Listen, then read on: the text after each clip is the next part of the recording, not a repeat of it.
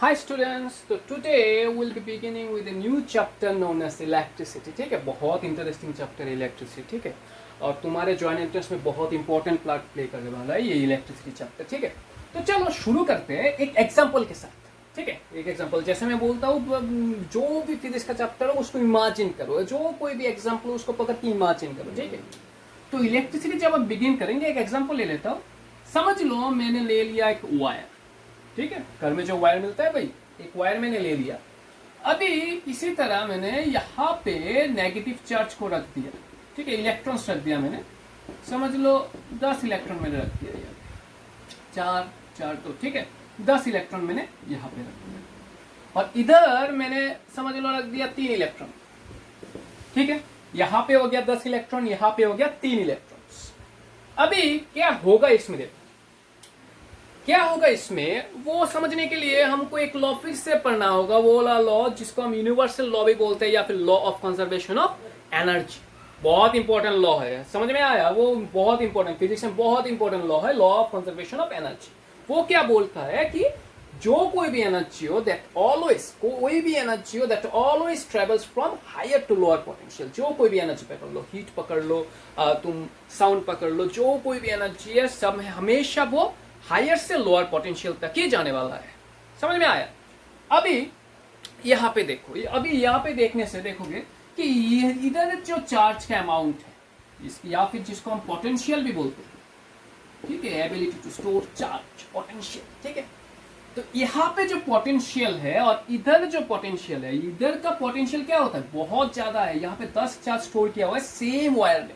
एक एंड में 10 चार्ज और सेम वायर में उस एंड में हो गया 3 चार्ज. तो यहाँ पे जो पोटेंशियल हो गया वो लोअर पोटेंशियल में चला गया, इधर जो पोटेंशियल है वो बढ़ गया. ठीक है ना, जितना चार्ज एक ही जगह पे स्टोर कर सकते हो उसका पोटेंशियल और बढ़ता जाता है. और इधर में सेम वायर में और एक एंड में तुमने बहुत कम चार्ज स्टोर किया, पोटेंशियल इसका गिर जाएगा. अभी अगर हम law of conservation of energy को माने तो एनर्जी, ये जो चार्ज है कि कहाँ ट्रेवल करेगा, क्योंकि चार्ज भी तो एक टाइप का एनर्जी है, उससे हम बहुत काम करते हैं ना. सारा दिन का हर एक काम, सुबह जब उठते हो, रात को जब सोते हो. ठीक है, जो मोबाइल फोन तुम्हारे पास रहता है, जो लाइट तुम चलाते हो, फैन जो चलाते हो, एसी जो चलाते हो. ठीक है, जो कोई भी पकड़ लो, जो कैलकुलेटर चलाते हो, सब में अभी इलेक्ट्रिसिटी यूज हो रहा है. ठीक है, तो इलेक्ट्रिसिटी बेसिकली अभी क्या होता है, देखो यहाँ पे फिर मैं समझा रहा हूँ इलेक्ट्रिसिटी किसको कहते हैं. तो ये जो चार्ज है, जो ज्यादा पोटेंशियल है, वहां से ये चार्ज अभी लोअर पोटेंशियल की तरफ जा रहा है. जाएगा ही ना. तो कंजर्वेशन ऑफ एनर्जी अगर फॉलो करोगे तो हायर टू लोअर पोटेंशियल में ही मूव करेगा वो.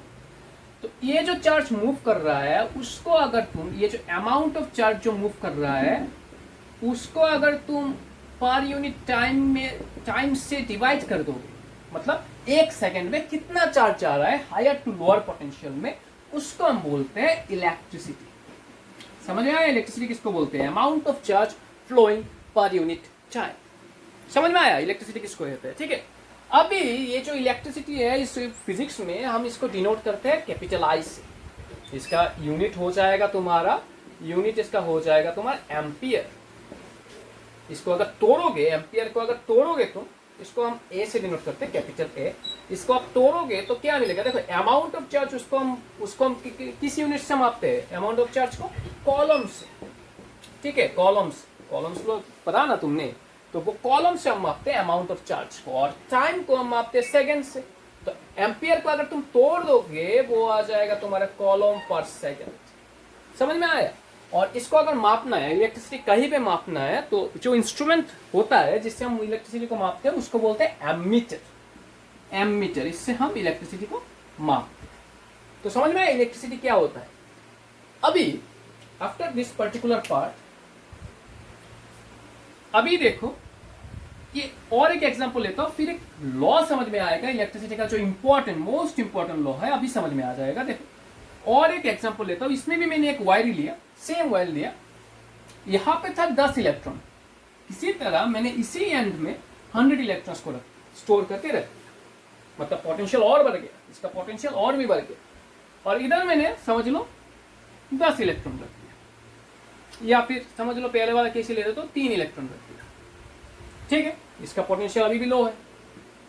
अभी मेरा क्वेश्चन ये है कि किस केस में इलेक्ट्रिसिटी ज्यादा ट्रेवल करेगा या फिर चार्ज पर यूनिट टाइम ज्यादा ट्रेवल होगा। पहले वाले केस में जिसका डिफरेंस अगर निकालोगे, इन दोनों में डिफरेंस अगर निकालोगे कितना होगा, 10 इलेक्ट्रॉन और यहाँ पे 3 इलेक्ट्रॉन, डिफरेंस हो जाएगा 7 इलेक्ट्रॉन। यहाँ पे डिफरेंस निकालोगे तो 97 का डिफरेंस निकलता है। तो किस पर्टिकुलर केस में ज्यादा इलेक्ट्रॉन्स ट्रेवल करेगा या फिर ज्यादा इलेक्ट्रिसिटी ट्रेवल करेगा? हाँ, सेकेंड केस में, ठीक है। सेकेंड केस में जितना ज्यादा डिफरेंस होगा, जितना तुम हायर और लोअर पोटेंशियल में डिफरेंस कर सकते हो, वही चीज से इलेक्ट्रिसिटी डिटरमाइन हो जाता है, ठीक है। तो इस केस में यहाँ पे क्या डिफरेंस बहुत ज्यादा है, तो यहाँ पे जो चार्ज ट्रेवल होगा या फिर करंट जो ट्रेवल या फिर इलेक्ट्रिसिटी जो ट्रेवल होगा वो बहुत ज्यादा रहेगा इस केस से। समझ में आया? अभी देखो ये जो डिफरेंस तुम बना रहे हो, मतलब कि तुम ये कह सकते हो जितना तुम यहाँ पे पोटेंशियल का डिफरेंस क्रिएट करोगे, जितना तुम यहाँ पे दो एंड में पोटेंशियल का डिफरेंस क्रिएट करोगे, उतना ज्यादा तुम्हारा इलेक्ट्रिसिटी ट्रेवल होने वाला है। मतलब कि मैं ये लिख सकता हूं ना कि potential is proportional to current. जितना पोटेंशियल तुम क्रिएट करोगे उतना ज्यादा करंट या फिर इलेक्ट्रिसिटी ट्रेवल होगा। ये मैं नहीं कह रहा हूं, ये बहुत पहले एक साइंटिस्ट, एक फिजिसिस्ट था, उसने बोल के गया था, जिसका नाम था ओम, ठीक है। तो उसके नाम से ये लॉ हो गया ओम्स लॉ। वो बोल के गया था कि जितना तुम पोटेंशियल डिफरेंस क्रिएट कर सकते हो एक वायर में, उतना ज्यादा उसमें करंट या इलेक्ट्रिसिटी ट्रेवल करेगा। अभी अगर मैंने ये प्रोपोर्शनल साइन हटा दिया तो क्या आएगा? देखो, हमेशा याद रखना, जब भी पोटेंशियल प्रोपोर्शनल साइन तुम हटाते हो कोई भी फॉर्मूला से, वहां पे एक इक्वल टू आ जाता है और साथ ही साथ में कांस्टेंट लाना पड़ता है। यहां पर जो कांस्टेंट रहता है वो हो जाता है तुम्हारा आर। इसको हम बोलते हैं रेजिस्टेंस। आर को हम बोलते हैं रेजिस्टेंस।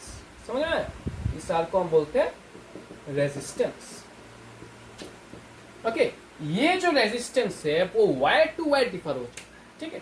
जो कोई भी मटेरियल ले लो, वायर डिफरेंट मटेरियल का वायर होता है, ठीक है। कॉपर का ले लिया, तुम्हारा जो आयरन है उसका ले लिया, स्टील है उसका ले लिया, जो कोई भी वायर ले लो, वो वायर टू वायर ये जो रेजिस्टेंस है वो वेरी करता है। किसी में ज्यादा होता है, किसी में कम होता है। इसके बारे में डिटेल्स में हम पढ़ेंगे अभी, ठीक है। तो हमेशा याद रखना, ये रेजिस्टेंस वायर को डिटरमाइन करता है, ठीक है। वायर की कौन से फैक्टर से डिटरमाइन होता है? ये रेजिस्टेंस। रेजिस्टेंस डिटरमाइन करता है कैसा तुम्हारा करंट जा रहा है, वहां पे कितना जाएगा। अभी ये जो फॉर्मूला तुम देख रहे हो तो उसको बोलते हैं हम क्या? ओम्स।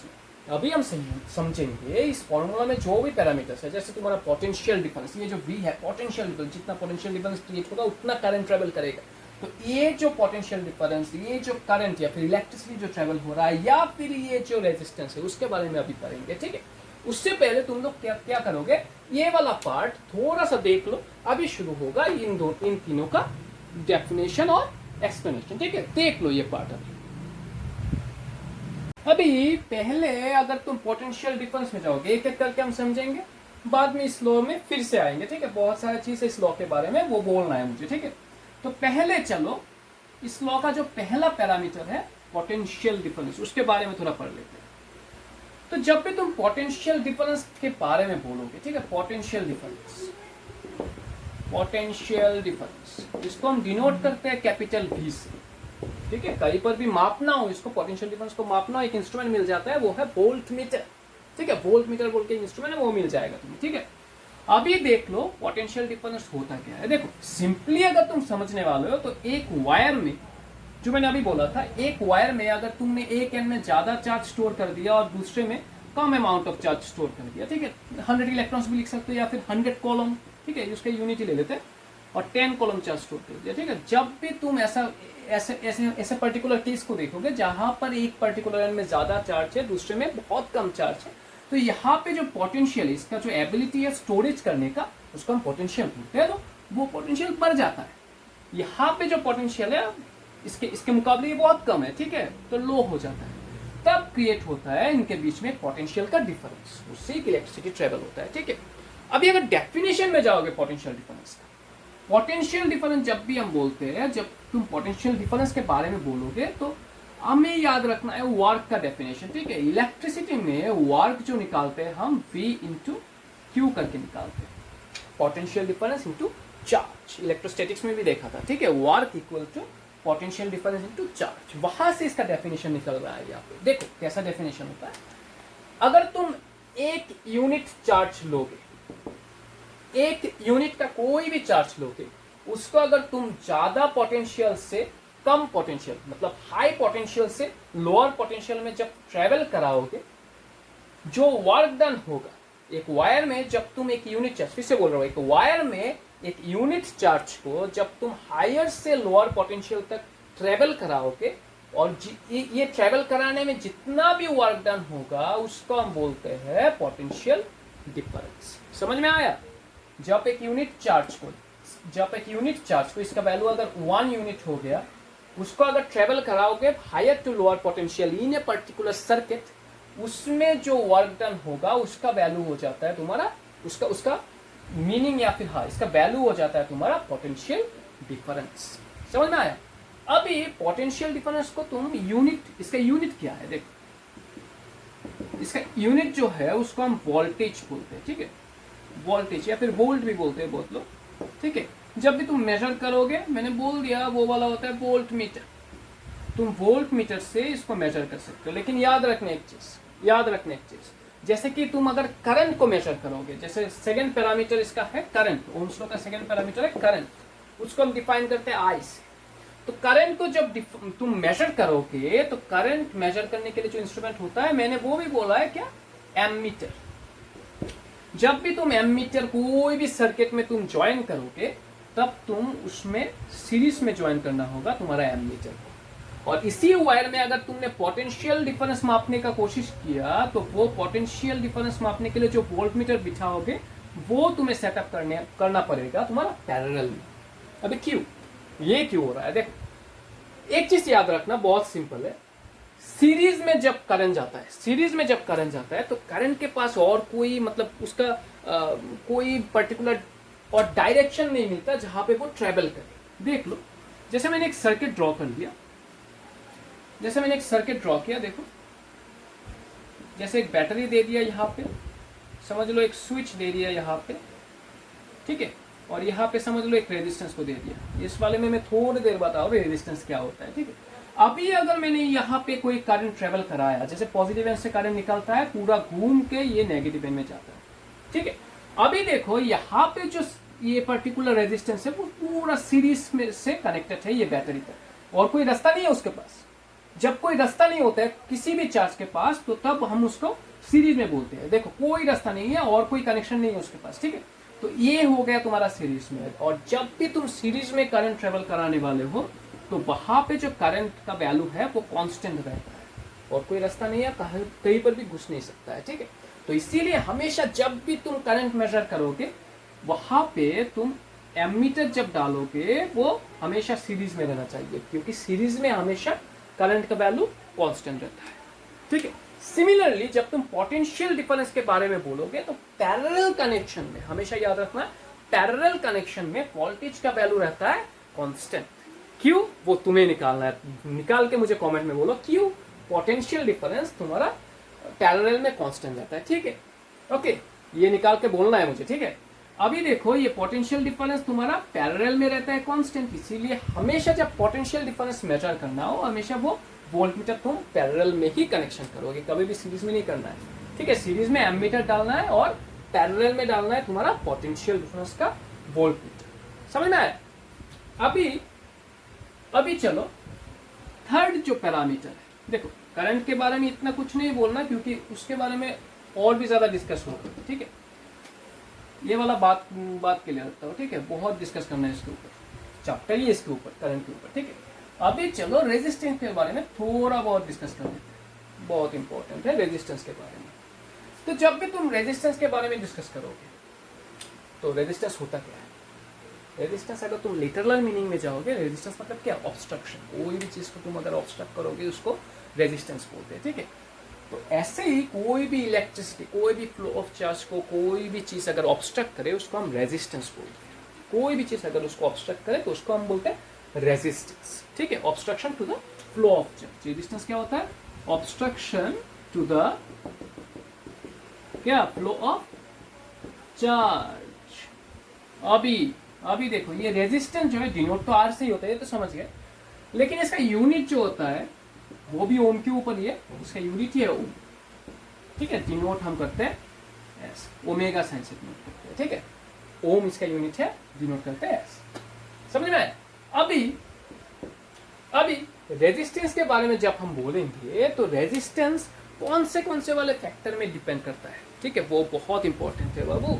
रेजिस्टेंस कौन से फैक्टर में डिपेंड करता है उसके बारे में अभी डिस्कस करेंगे, ठीक है। तो देखो रेजिस्टेंस कौन से वाले फैक्टर में डिपेंड करता है। पहला जो चीज है वो है लेंथ, ठीक है, एरिया और नेचर ऑफ मेटेरियल। बहुत इंपॉर्टेंट है। रेजिस्टेंस किसके ऊपर डिपेंड कर रहा है? देखो रेजिस्टेंस किसके ऊपर डिपेंड कर रहा है? तो रेजिस्टेंस किसके ऊपर डिपेंड करेगा? तो पहले वाला जो फैक्टर हो गया तुम्हारा वो है लेंथ। एक एग्जांपल लेता हूं, खुद ही समझ लोगे। जैसे कि मान के चलो कि एक पर्टिकुलर वायर मैंने ले लिया, वो छोटा एक वायर ले लिया मैंने, वहां एक पोटेंशियल डिफरेंस मैंने क्रिएट कर दिया, ठीक है। समझ लो यहाँ पे मैंने 100 वोल्ट रख दिया, यहाँ पे 10 वोल्ट, या फिर कॉलम भी लिख सकते हो तुम लोग। जब पोटेंशियल का यूनिट पता है तो पोटेंशियल ही रख देते हैं ना, ठीक है। अभी दूसरा वाला एक वायर मैंने ले लिया, वहां पर भी सेम पोटेंशियल मैंने मेंटेन कर दिया, ठीक है। अभी मेरा क्वेश्चन है कहाँ पे रेजिस्टेंस ज्यादा होगा? देख एक एग्जांपल मैं बोलता हूँ और एक एग्जांपल, उसके बाद ये समझोगे। जैसे कि मान के चलो अगर तुम रास्ते में चले गए, कभी स्कूल में जा रहे हो, रास्ते में चले गए, और जब स्कूल में जा रहे हो तो समझ लो रास्ते में एक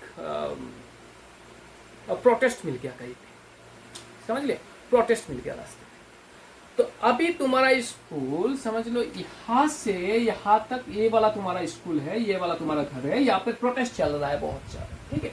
और सिमिलरली यहाँ पर भी तुम्हारा पर्टिकुलर घर है, और यहाँ इन दिस केस यहाँ पे तुम्हारा स्कूल हो गया, यहाँ पर भी पूरे रास्ते में प्रोटेस्ट चल रहा है। अभी तुम सोचो कौन सा वाला रास्ते पे, कौन सा वाला केस पे जब तुम जाओगे तुम्हारे स्कूल पे कम तुम्हें परेशानी या फिर कम ऑब्स्ट्रक्शन तुम्हें मिलेगा? समझ लिया क्वेश्चन?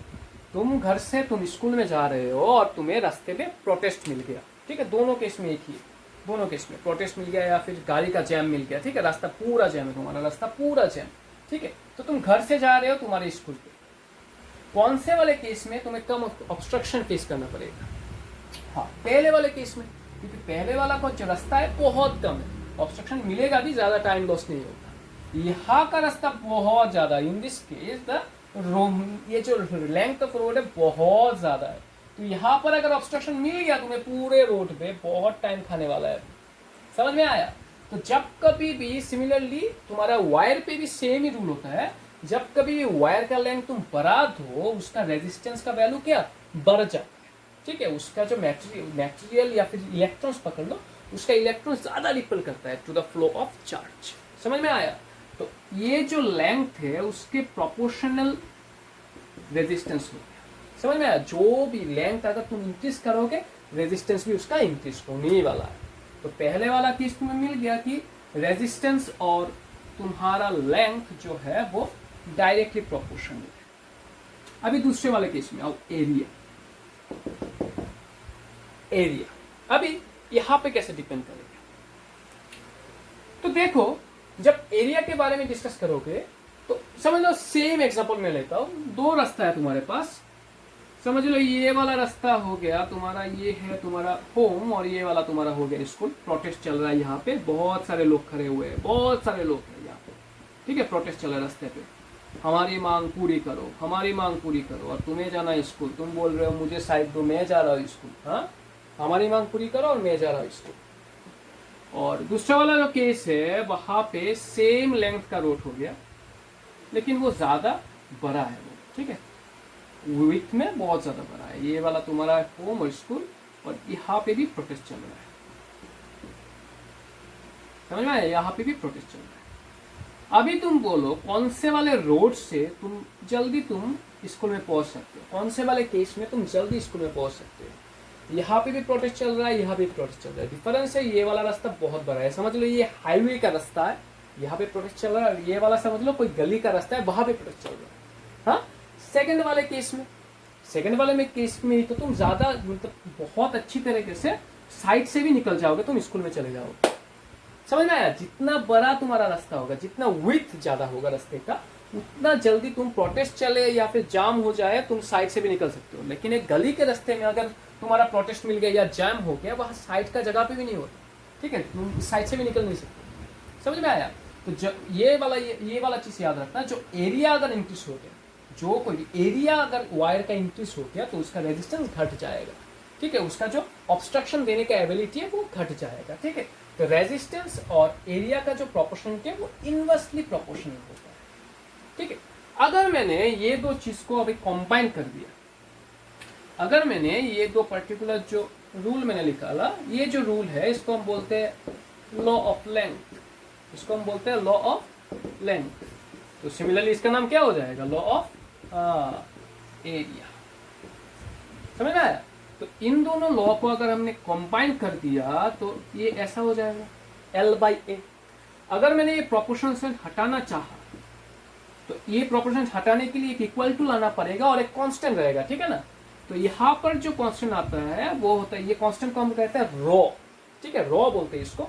और ये यहाँ पर जो डिनोट कर रहा है उसको हम बोलते हैं रेजिस्टिविटी। यहाँ पर जो ये कांस्टेंट डिनोट कर रहा है उसको हम बोलते हैं रेजिस्टिविटी।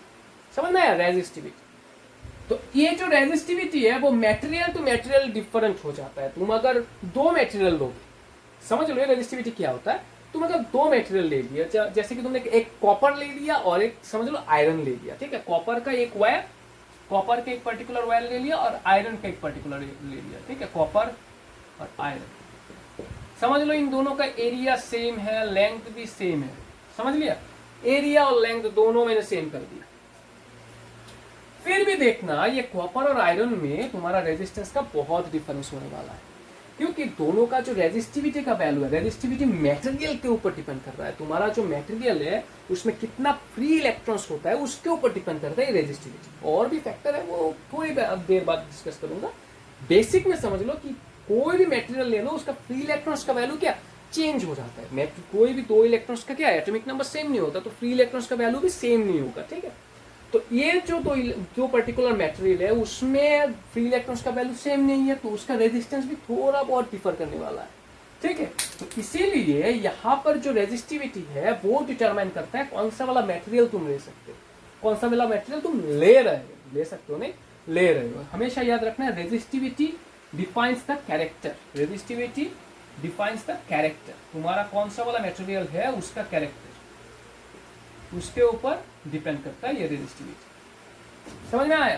तो ये रेजिस्टिविटी का अगर तुम डेफिनेशन निकालोगे तो कैसे निकालोगे, देखो R equals to raw L/A।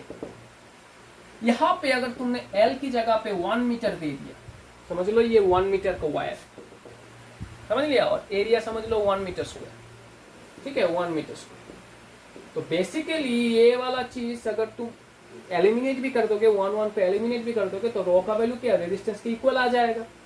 तो यहां से ही तुम्हारा रेजिस्टेंस का डेफिनेशन निकलता है कि द रेजिस्टेंस, रेजिस्टिविटी का डेफिनेशन क्या है, the resistance of a 1 metre wire, sorry ऐसा नहीं बोलना है, बोलना है कि the resistance provided by a 1 metre wire of area 1 meter square is known as the resistivity of that particular material। समझ में आया? रेजिस्टिविटी क्या होता है, कोई भी 1 मीटर का वायर ले लो, उसका एरिया अगर 1 मीटर स्क्वायर रख दिया तो उसका जो रेजिस्टेंस का वैल्यू निकलेगा उसको हम बोलते हैं रेजिस्टिविटी। समझ में आया? तो अभी रेजिस्टिविटी किसके ऊपर डिपेंड कर रहा है वो देखना है। देखो रेजिस्टेंस किसके ऊपर डिपेंड कर रहा है, लेंथ और area. It is directly proportional to length और inversely proportional to the area, ठीक है। ये जो रेजिस्टिविटी है वो एक्चुअली तुम्हारा देखो फॉर्मूला में तो है, लेकिन वो ये 3 चीजों में डिपेंड नहीं करता, क्योंकि इस वाले फॉर्मूले में रेजिस्टिविटी आया कहां से, तो कांस्टेंट है ना। ये प्रोपोर्शनल जब मैंने हटाया तो ये कांस्टेंट के जगह पे आ रहा है। तो ये रेजिस्टिविटी ये 3 फैक्टर्स में डिपेंड नहीं करेगा, वो एक फॉर्मूला में कांस्टेंट है। समझ में आया? जो कोई भी कांस्टेंट जहां कहीं भी लाओ, जहां कहीं भी तुम अगर प्रोपोर्शनल हटा के कोई कांस्टेंट ला रहे हो, वो कांस्टेंट वो फॉर्मूला में जो भी पैरामीटर्स रहेगा उसके ऊपर कभी डिपेंड नहीं करता। तो सिमिलरली ये रेजिस्टिविटी भी, ये जो फैक्टर है रेजिस्टेंस, लेंथ और एरिया, उसके ऊपर कभी भी डिपेंड नहीं करेगा।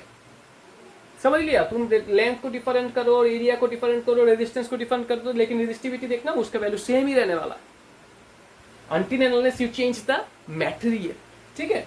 तो हमें ये चीज समझना है, ये जो कांस्टेंट मैं ला रहा हूं यहाँ पे, ये कौन से फैक्टर पे डिपेंड करता है, ठीक है। चलो हम देखते हैं हमको इतना पता है कि वो फॉर्मूला में जो 3 फैक्टर है उसके ऊपर डिपेंड नहीं करेगा, लेकिन डिपेंड करेगा तो किसके ऊपर, उसको हमें देखना है, समझ लेना है बाबू, अच्छे से समझ लेना है। आज सिर्फ इंट्रोडक्शन होगा, इंट्रोडक्शन में बहुत कुछ हो जाएगा, ठीक है। तो अभी हमको समझना है कि रेजिस्टिविटी कौन से वाले फैक्टर में डिपेंड करेगा। देखो एक चीज तो हमें पता है कि वो मटेरियल के ऊपर डिपेंड करने वाला है। जो भी मटेरियल ले लो, उस मटेरियल का फ्री इलेक्ट्रॉन्स का नंबर सेम नहीं रहेगा, ठीक है। मटेरियल्स का फ्री इलेक्ट्रॉन्स का नंबर सेम नहीं रहेगा, तो वो मटेरियल का जो कैरेक्टर है या फ्री इलेक्ट्रॉन्स है उसके ऊपर डिपेंड करने वाला है। तो मटेरियल टू मटेरियल, जैसे आयरन का हो गया, स्टील का हो गया, तुम्हारा कॉपर का हो गया, जो कोई मटेरियल ले लो उसका डिफरेंट रेजिस्टिविटी हो जाएगा, ठीक है। अभी ये रेजिस्टिविटी और किसके ऊपर डिपेंड करेगा, देखो रेजिस्टिविटी और टेम्परेचर के ऊपर डिपेंड करता है, बहुत इंपॉर्टेंट। टेम्परेचर के ऊपर रेजिस्टिविटी डिफरेंट होगा, ठीक है।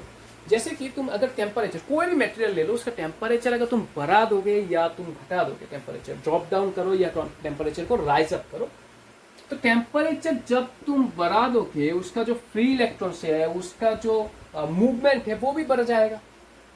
जब तुम टेम्परेचर बढ़ाओगे एक पर्टिकुलर इलेक्ट्रॉन्स क्या जिगजैग मोशन में क्या मूव करने वाला है, ठीक है, बहुत उसका स्पीड बहुत बढ़ जाएगा, ठीक है। तो इसी तरह उसका रेजिस्टिविटी भी बढ़ेगा, समझ में आया। लेकिन ये जो फैक्टर है वो डिफरेंट मटेरियल में डिफरेंट इफेक्ट दिखाता है। हमेशा जो टेम्परेचर के साथ रेजिस्टिविटी बढ़ेगा वो ठीक नहीं है। वो जनरल केस में हम बोल सकते हैं कि टेम्परेचर के साथ रेजिस्टिविटी बढ़ने वाला है, लेकिन डिफरेंट मटेरियल में देखा गया है कि रेजिस्टिविटी डिफरेंट मटेरियल में डिफरेंट कैरेक्टर शो करता है, ठीक है। तो अभी चलो हम देखते हैं कि ये जो रेजिस्टिविटी है कैसे बढ़ेगा या घटेगा डिफरेंट मटेरियल्स में। हम अभी केस लेंगे, बहुत सारा केस। देखो तो पहला जो केस है, देखो डिफरेंट केस लेता हूं मैं। तो टेम्परेचर डिपेंडेंस हमको समझना है, बहुत इंपॉर्टेंट है टेम्परेचर डिपेंडेंस। देखो रेजिस्टिविटी पहले डिपेंड करता है आप मटेरियल के ऊपर, कौन सा वाला मटेरियल तुम ले सकते हो, दूसरा डिपेंड करता है टेम्परेचर के ऊपर। अभी देखा गया है कि टेम्परेचर के ऊपर हमेशा बढ़ता नहीं है। देखो जनरल केस लेते हो, जैसे कि मेरा एक मेटल ले लिया, ठीक है, मेटल ले लिया, जैसे कॉपर ले लिया या फिर आयरन ले लिया, जो कोई भी हो मेटल मैंने अगर ले लिया, तो मेटल में जब देखोगे तुम, अगर मेटल का टेम्परेचर इंक्रीज करोगे, ठीक है, टेम्परेचर मैंने अगर इसका इंक्रीज कर दिया तो क्या होगा, उसका जो फ्री इलेक्ट्रॉन्स है, देखो हमको क्या पता है इलेक्ट्रॉन्स में अगर तुम टेम्परेचर इंक्रीज करोगे तो उसका मोशन ज्यादा बढ़ जाता है, ठीक है। वो जिगजैग मोशन में ज्यादा हिट करता है, एक इलेक्ट्रॉन दूसरे फ्री इलेक्ट्रॉन को हिट करेगा। तो उसके रास्ते पे क्या, ये जो मटेरियल है उसके रास्ते पे क्या, वो रेस्ट्रिक्शन क्या बढ़ जाएगा, उस पर्टिकुलर टाइम में रेस्ट्रिक्शन बढ़ जाएगा, समझ में आया। तो मतलब कि वहां पे जो रेजिस्टिविटी है वो इंक्रीज करने वाला है। अभी तुम अगर अपना एक इलेक्ट्रॉन करंट को भेजोगे तो वो ज्यादा रेजिस्टेंस फेस करेगा, तो मतलब कि उसका रेजिस्टिविटी बढ़ रहा है। जो भी टेम्परेचर इंक्रीज करोगे एक मेटल पे, जनरल केस में जो भी मेटेरियल पे, मेटल पे तुम अगर टेम्परेचर इंक्रीज कर दोगे उसका रेजिस्टिविटी बढ़ेगा, क्योंकि उसका जो ब्राउनियन मोशन है, उसका जो इलेक्ट्रॉन है वो जिगजैग मोशन में और ज्यादा ट्रेवल करेगा, ठीक है, वो ज्यादा हीट करेगा। कोई भी इलेक्ट्रॉन छोड़ दो यहाँ पे, उसको ज्यादा वो रिपल करने वाला है, ठीक है। तो रेजिस्टिविटी इंक्रीज हो जाता है जब भी मेटल पे तुम टेम्परेचर इंक्रीज करोगे, ठीक है। अगर तुमने इसका ग्राफ ड्रॉ किया, जैसे कि मान लो रेजिस्टिविटी और टेम्परेचर के साथ मैंने मेटल के लिए ग्राफ ड्रॉ किया, वो ग्राफ ऐसे आने वाला है, ठीक है, डायरेक्टली प्रोपोर्शनल ग्राफ, ठीक है। कई मतलब कि जब तुम टेम्परेचर इंक्रीज नहीं करोगे तो कोई ना कोई तो वैल्यू रहेगा ना रेजिस्टिविटी का। ऐसा तो नहीं कि टेम्परेचर मैंने इंक्रीज नहीं किया तो रेजिस्टिविटी नहीं रहेगा, रेजिस्टिविटी रहेगा, उसमें कोई ना कोई वैल्यू रहेगा, ठीक है। लेकिन जब टेम्परेचर इंक्रीज करूंगा उस वैल्यू से वो डायरेक्टली प्रोपोर्शनल होगा, लेकिन किसमें, मेटल में, याद रखना वो मेटल में इंक्रीज होगा, ठीक है। अभी नेक्स्ट एक केस लेता हूं, चलो नेक्स्ट मैंने और एक केस समझ लो ले लिया, जैसे कि मेरा इलेक्ट्रोलाइट, ठीक है, इलेक्ट्रोलाइट बैटरी के अंदर होता है इलेक्ट्रोलाइट, ठीक है, इलेक्ट्रोलाइट। तो अभी इलेक्ट्रोलाइट में रेजिस्टिविटी कैसे, क्या बढ़ेगा या कमेगा। तो क्लास 9 में इलेक्ट्रो या फिर क्लास 8 में पहली बार इलेक्ट्रोलाइट के बारे में तुमने पढ़ा था, जो बैटरी के अंदर तुम्हारा जो जैसे कि मान के चलो कि हाइड्रोजन सल्फेट मैंने ले लिया H2SO4। तो होता क्या है, हम लोग जब भी इलेक्ट्रोलाइसिस करते हैं दो पर्टिकुलर रॉड को रखते हैं, एक बैटरी मैंने यहाँ पर कनेक्ट कर दिया, दो पर्टिकुलर रॉड को देते हैं, एक को बोलते हैं एनोड, दूसरे को बोलते हैं कैथोड। कैथोड में हम लोग नेगेटिव चार्ज को दे देते हैं और इसमें पॉजिटिव चार्ज को दे देते हैं, याद है ना। तो होता क्या है, ये जो हाइड्रोजन सल्फेट है उसको हम इलेक्ट्रोलाइट बोलते हैं, क्योंकि ये जब भी तुम चार्ज थोड़ा सा करंट भी इसके अंदर पास कर दोगे तो ये टूट के ये वाला रेडिकल दे देगा 2H प्लस और SO4 2 माइनस। अभी होता क्या है, जितना तुम इसके अंदर चार्ज सेपरेशन क्रिएट करोगे, जितना जितना टाइम जाएगा ये वाला जो कंपाउंड है इसके अंदर टूटता ही जाएगा, टूटता ही जाएगा, टूटता ही जाएगा, और ये वाला कंपाउंड जाके डिपोजिट होगा। ये पॉजिटिव का है ना, तो ये वाला जाके एनोड पे सॉरी कैथोड पे डिपोजिट होगा, और ये जो नेगेटिव चार्ज है वो जाके एनोड पे डिपोजिट होगा। वो तो तुमको पता है, इलेक्ट्रोलाइसिस का स्टेप पता है ना। लेकिन होता क्या है, देखो जितना टाइम जाएगा ये जो हाइड्रोजन सल्फेट का यहाँ पे अमाउंट जो है, उसका जो मोल है, जो अमाउंट ऑफ सब्सटेंस हम बोलते हैं, उसका मोलरिटी कमता जाता है, ठीक है, वो कम होता जाता है जितना टाइम जाएगा, ठीक है। तो जब चार्ज अगर कम हो गया उसके अंदर, अभी अगर उसके अंदर से तुम इलेक्ट्रिसिटी पास करना चाहो तो रेजिस्टिविटी डिक्रीज होगा या इंक्रीज होगा, वो देखना। तो देखो टाइम जितना जाएगा, यहाँ पे रेडिकल या फिर फ्री इलेक्ट्रोसिटी बोल सकते हो, या फिर रेडिकल जो भी चार्ज को रिपेल करे वो वाला वैल्यू क्या डिक्रीज हो रहा है, जितना भी टाइम जा रहा है वो वाला वैल्यू डिक्रीज हो रहा है। तो तुम्हारा जो रिपल्शन जो होता है, मतलब जो एक्चुअली में रिपल्शन करता है कोई भी मूवमेंट ऑफ इलेक्ट्रॉन को, वो वैल्यू ही डिक्रीज हो जा रहा है, समझ में आया, वो वैल्यू ही तुम्हारा डिक्रीज हो जा रहा है। तो मतलब कि यहाँ पे अगर तुम निकालोगे कि resistivity with time with temperature decrease हो रहा है कि नहीं,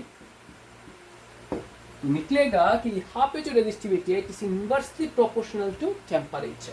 समझ में आया, टेम्परेचर जितना बढ़ाओगे ये और ज्यादा डिसोसिएट हो जाएगा, ये और ज्यादा डिपोजिट हो जाएगा इसके ऊपर, अंदर में कोई रिपल्शन करने वाला ही नहीं है।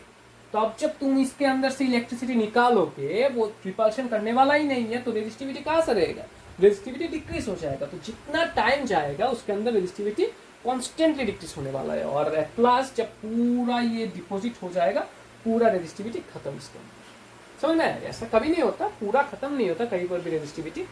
स्पेशली एक केस है इसको क्या बोलते हैं, सुपर कंडक्टर, ठीक है, सुपर कंडक्टर एक ही केस है सुपर कंडक्टर, उसके अंदर रेजिस्टिविटी 0 हो जाता है, ठीक है, वो थोड़ा बाद में बताऊंगा। अभी समझ लो कि जब भी इलेक्ट्रोलाइट लोगे उसमें टेम्परेचर के साथ साथ रेजिस्टिविटी मिनिमम में जाने वाला है, ठीक है, 0 नहीं होगा बट मिनिमम में जाने वाला है, कम कम होता जाएगा जब तक ये पूरा मिनिमम ना हो जाए। समझ में आया।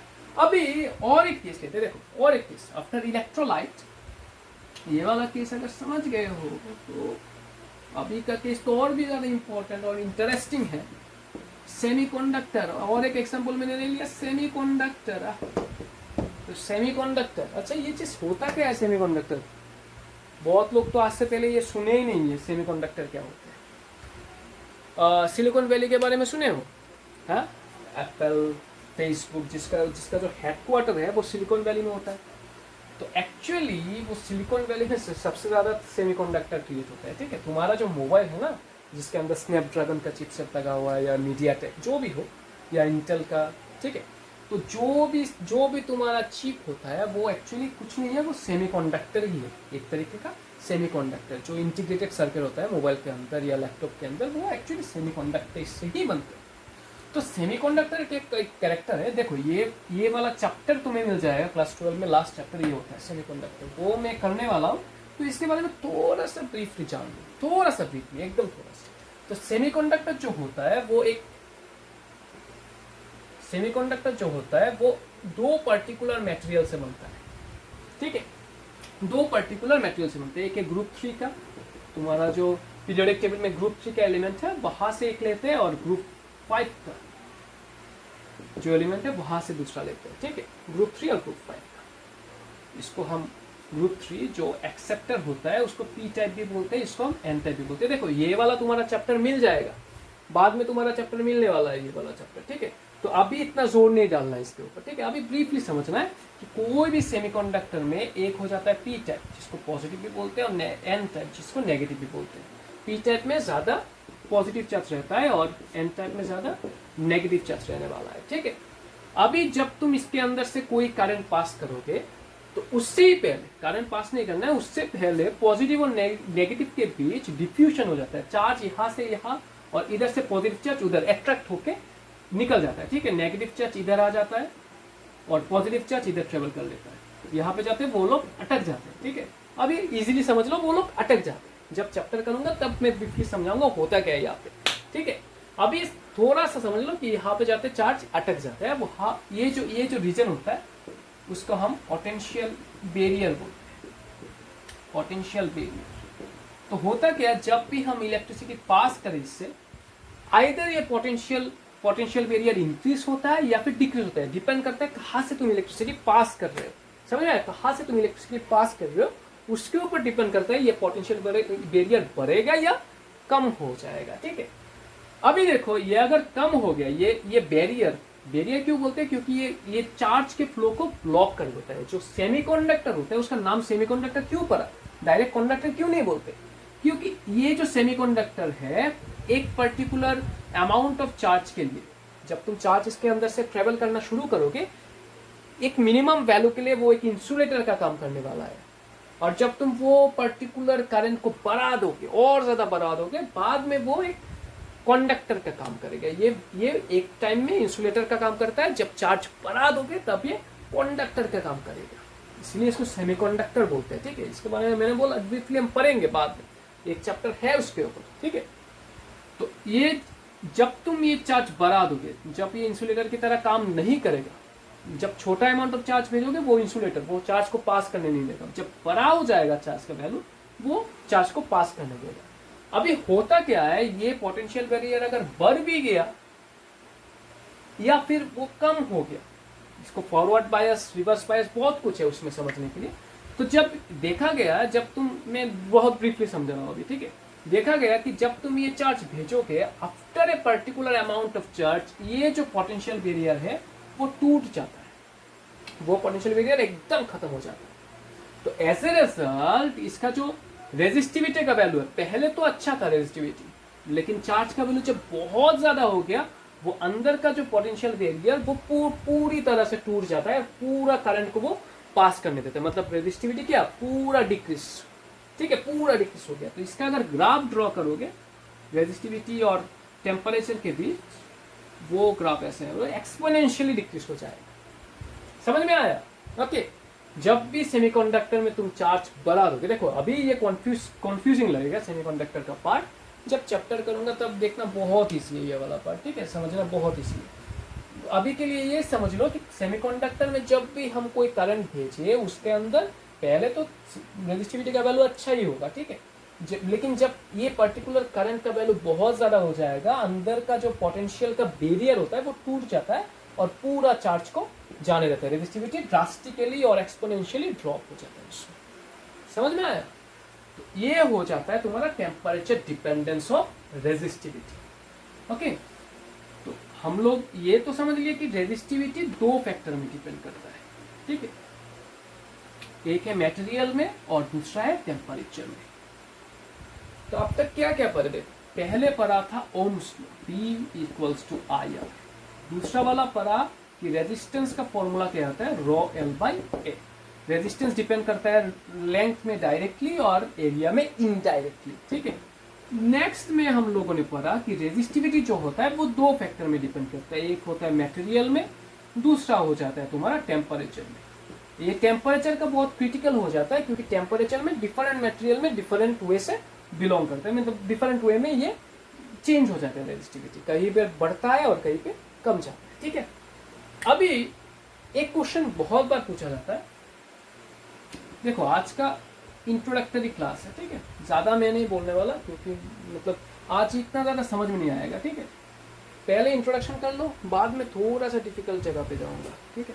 तो अभी देखो ये जो एक क्वेश्चन है यहाँ पे कि ये जो पोटेंशियल और ये करंट है, उसका हम कई बार तुम्हें एक पर्टिकुलर ग्राफ ड्रॉ करने के लिए बोलते हैं, ठीक है। तो हम लोग को क्या पता है, ये जो ओम्स लॉ है वो डिराइव होता है V प्रोपोर्शनल I से। इसका अगर हमने ग्राफ ड्रॉ कर दिया V और I के बीच, डायरेक्टली प्रोपोर्शनल है। तो याद रखना, डायरेक्टली जब कोई भी वैल्यू प्रोपोर्शनल हो जाए, उसका तुम अगर ग्राफ ड्रॉ करोगे, हमेशा एक स्ट्रेट लाइन ग्राफ आने वाला है, हमेशा एक स्ट्रेट लाइन ग्राफ आने वाला है, ठीक है। डायरेक्टली प्रोपोर्शनल का ग्राफ हमेशा स्ट्रेट लाइन होगा। तो तुम देखो ना, यहाँ पे जितना भी इंक्रीज होगा प्रोपोर्शनली आई पे भी इंक्रीज होने वाला है, मतलब ये करंट पे भी इंक्रीज होने वाला है। तो इसका जो ग्राफ है हमेशा एक स्ट्रेट लाइन ग्राफ होता है। अभी होता क्या है देखो, बहुत सारे ऐसे मटेरियल है जहां पे ये वाला जो ग्राफ है वो एप्लीकेबल नहीं होता है। जैसे कि तुम्हारा हो गया सेमीकंडक्टर। सेमीकंडक्टर में अगर तुम जो मैंने बोला था वो तुम जब चैप्टर करोगे तब पता चलेगा, उसका जो V और I का ग्राफ होता है ना, वो ऐसा होता है। V और I का ग्राफ ऐसा होता है।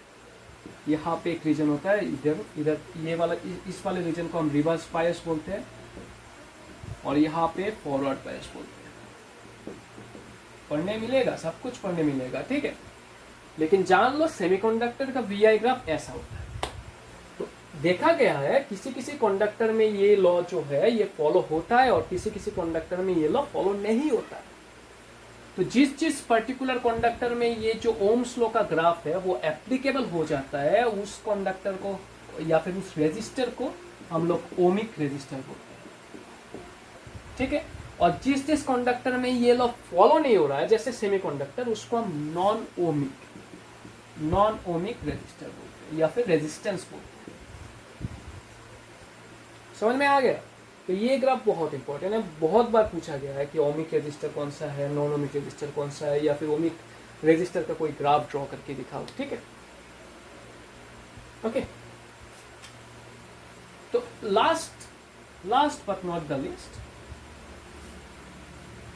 सिर्फ एक ही चीज बोलना चाहता हूं कि रेजिस्टेंस जब तुम खरीदने जाओ कोई भी दुकान में, तुमको रेजिस्टेंस इजीली मिल जाएगा, ठीक है। जो कोई भी एक्सपेरिमेंट हो, जब तुम रेजिस्टेंस खरीदने जाओगे तो रेजिस्टेंस का शेप अगर देखोगे, कंफ्यूजिंग है थोड़ा सा। रेजिस्टेंस क्या होता है, ऐसा रहेगा, उसमें कलर बैंड रहेगा। मैं और एक पेन ले लेता हूँ, इसे दिखाता हूँ। देखो, ऐसा समझ लो ग्रीन कलर होगा, फिर समझ लो ब्लू कलर होगा, गोल्डन कलर भी हो सकता है, ठीक है। तो ऐसे 3 या फिर 4 बैंड रहेगा। तो तुम्हें क्या करना है, ये वाले बैंड जो है वो देख के तुम्हें बताना है उसका रेजिस्टेंस कितना है, ठीक है। दुकान में जब जाओगे या फिर कोई रेजिस्टेंस के शॉप में जाओगे तब तो वो दे देगा तुमको, लेकिन जब तुम लेबोरेटरी या फिर तुम्हारा जो बेसिक इलेक्ट्रिकल लैब है उसमें जब एक्सपेरिमेंट करोगे, ये वाला जो पर्टिकुलर बैंड्स है वो देख के तुम्हें पता लगना चाहिए कि रेजिस्टेंस कितना है यहाँ। तो इसको याद रखने का क्या प्रोसीड्यूर क्या है, देखो। तो देखो, चार्ट से पहले देखो एक शॉर्टकट ड्रॉ करो। पहले एक शॉर्टकट बताता हूँ, बाद में चार्ट देखेंगे, ठीक है। तो शॉर्टकट है, जब भी दुकान में जाओ ये वाला चीज याद रखना है कि बीबी रॉय, एक बंदा है BB Roy of Great Britain, ठीक है। ग्रेट ब्रिटेन का बंदा है, ग्रेट ब्रिटेन का एक बंदा है बीबी रॉय। उसके पास क्या है उसके पास बहुत अच्छा, वेरी गुड वाइफ है उसके पास, ठीक है। BB Roy of Great Britain had a very good wife. अभी इस चीज से तुम सीख क्या सकते हो, देखो अगर मैं ये शॉर्टकट बता रहा हूँ, देखो जैसे कि ये पहले वाला जो बी है वो डिनोट करता है ब्लैक। शॉर्टकट है, सबको बताना नहीं है, ठीक है। रास्ते में बताना नहीं है, दुकानदार को बताना नहीं है, वाला अपने आप को बताना है, ठीक है। तो बी से हो जाता है तुम्हारा ब्लैक, ये जो बी है उससे हो जाता है तुम्हारा brown, R for red, O for orange, Y for yellow, G से हो जाता है तुम्हारा ग्रीन, बी से हो जाता है तुम्हारा blue, had a very V for violet, ये जो जी है उससे गुड नहीं होता है, वहां ये होता है ग्रे, और ये हो जाता है व्हाइट। समझ में आया? समझ में आया? इसका फुल फॉर्म समझ में आया? ठीक है।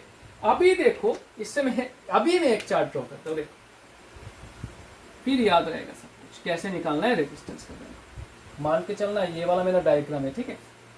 अभी पहले वाले में कलर, तो कलर में पहले था ब्लैक,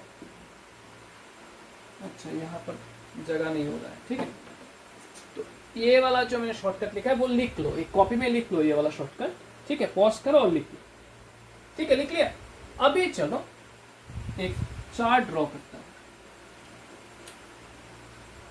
तो चार्ट में रहेगा क्या, पहले वाले में हो गया तुम्हारा कलर, जैसे पहले था ब्लैक, ये हो जाता है ब्राउन। फिर क्या था, बीबी रॉय, रॉय से रेड, ओ से ऑरेंज, वाई से येलो, ऑफ ग्रेट, जी से ग्रीन, ब्रिटेन, बी से blue, had a very, V से वायलेट, वेरी गुड मतलब ग्रे, और वाइट, डब्ल्यू से वाइट। समझ में?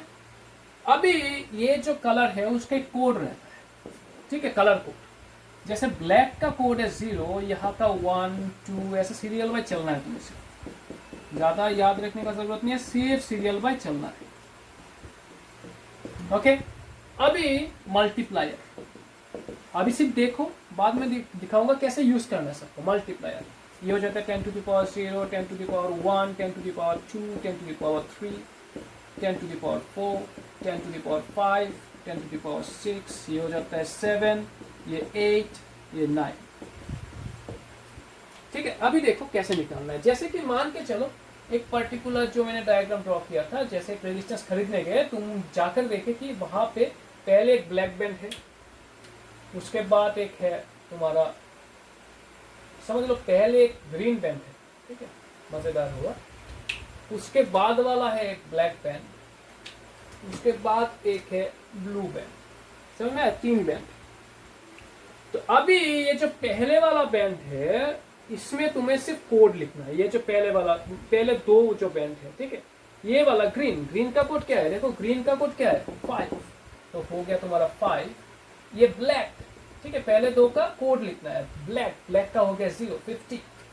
तीसरा वाला जो बैंड आएगा वो होता है मल्टीप्लायर। तीसरा वाला बैंड हमेशा होता है मल्टीप्लायर, तो तीसरा वाला बैंड यहाँ पे हो गया ब्लू, तो मल्टीप्लाई करना है, मल्टीप्लायर को मल्टीप्लाई करना है ब्लू। ब्लू का कितना है, देखो मल्टीप्लायर कितना है ब्लू का, 10 to the power 6, तो 15 to 10 to the power 6, इतना ओम होगा उसका वैल्यू। लेकिन कभी कभी क्या करते हैं, इसके पीछे और एक बैंड रहता है, और एक बैंड रहता है, जैसे कि गोल्डन कलर का हो गया या फिर सिल्वर कलर का हो गया, ठीक है, और एक बैंड रहता है। तो इसके लिए मैं और एक चार्ट ड्रॉ करता हूँ, यहाँ पे 2 ही रहता है, एक होता है गोल्डन का, गोल्ड का, और दूसरा होता है सिल्वर का। कलर होता है, सच में रहता नहीं है, ठीक है, खरीदने मत चले जाना, ठीक है। तो उसका कोड क्या है, अभी पहले चीज देखो, ये गोल्ड और सिल्वर होता क्या है, इसको हम बोलते हैं टॉलरेंस। मतलब कि जब तुम जाओगे कोई भी रेजिस्टेंस को ले आओगे, उसमें जो रेजिस्टेंस लिखा हुआ होगा, जैसे कि यहाँ पे 15 to 10 to the power 6, actuality में इतना तुम्हें नहीं मिलेगा, थोड़ा ऊपर नीचे हो जाएगा, थोड़ा सा ज्यादा या थोड़ा सा कम भी मिल सकता है, ठीक है। तो जितना भी ऊपर नीचे हो जाएगा उसको हम बोलते हैं टॉलरेंस। समझ में आया, टॉलरेंस। तो एक पर्टिकुलर रेजिस्टेंस में कितना टॉलरेंस रहता है, मतलब कितना ऊपर नीचे हो सकता है तुम्हारा वैल्यू, वो पता चलता है 4 नंबर जो बैंड है वो गोल्ड या सिल्वर है उससे। समझ में आया, गोल्ड या सिल्वर है उससे हमें पता चलता है। तो गोल्ड का जो होता है उसका टॉलरेंस लेवल कितना होता है, गोल्ड जो होता है उसका टॉलरेंस लेवल रहता है 5%। मतलब कि तुम अगर यहाँ पे गोल्ड रहेगा तो ±5%, मतलब कि तुम्हारा जो वैल्यू है वो +5% से ज्यादा भी हो सकता है या -5% से कम भी हो सकता है, टॉलरेंस वैल्यू, ठीक है। सिल्वर जो होता है उसका होता है 10%। अगर ये सिल्वर हो गया तो तुम्हारा जो एक्चुअल वैल्यू है वो ये रेजिस्टेंस से 10% ज्यादा भी आ सकता है या 10% कम भी आ सकता है। अगर सिल्वर रहे, गोल्ड रहने से 5% ज्यादा भी हो सकता है और 5% कम भी हो सकता है। अभी अगर कोई भी लास्ट वाला बैंड अगर नहीं रहे तब भी एक पर्टिकुलर वैल्यू है।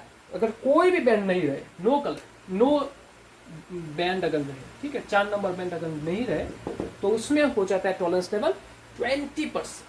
समझ में आया कि 20% से तुम्हारा वैल्यू ऊपर या फिर नीचे जा सकता है तुम्हारा। ओके, तो तुम्हारा जो पर्टिकुलर ये पर्टिकुलर पार्ट है, जैसे कि तुम्हारा हो गया लॉ, ओम्स लॉ, ठीक है, जैसे कि ओम्स लॉ हो गया, लॉ ऑफ रेजिस्टेंस हो गया, या फिर तुम्हारा कलर कोडिंग हो गया।